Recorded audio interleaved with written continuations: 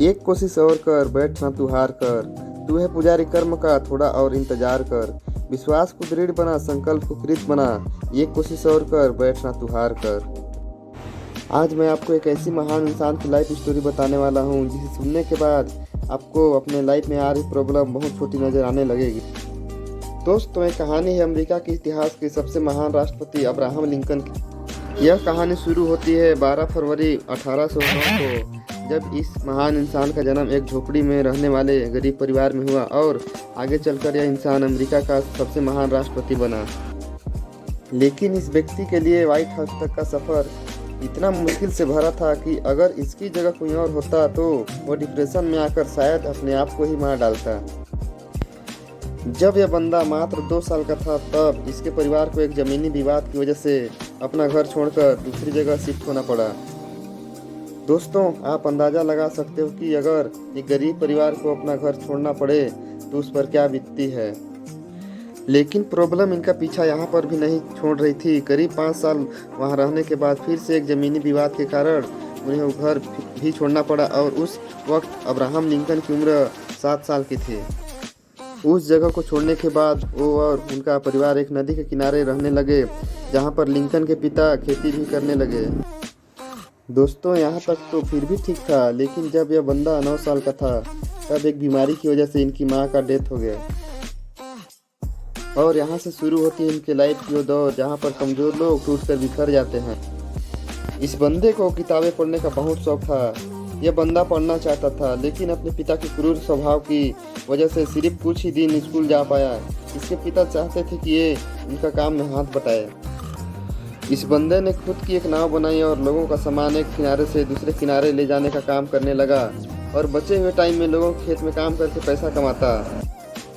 कई दिनों तक काम करने के बाद उस बंदे को एक दुकान में नौकरी मिली और वहाँ पर काम करते करते उस बंदे ने बिना किसी कॉलेज के खुद के दम पर लॉ की पढ़ाई की। कुछ दिनों बाद उसे गांव में पोस्ट मास्टर की जॉब मिली।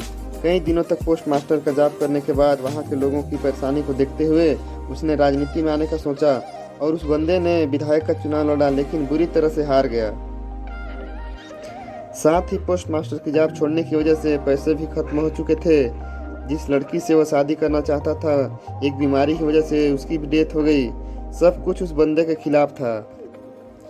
यह बंदा इतना डिप्रेशन में चला गया कि अपने आप को चाकू छुरियों से दूर रखने लगा, इसलिए कि कहीं वो खुद को ही मार ना ले।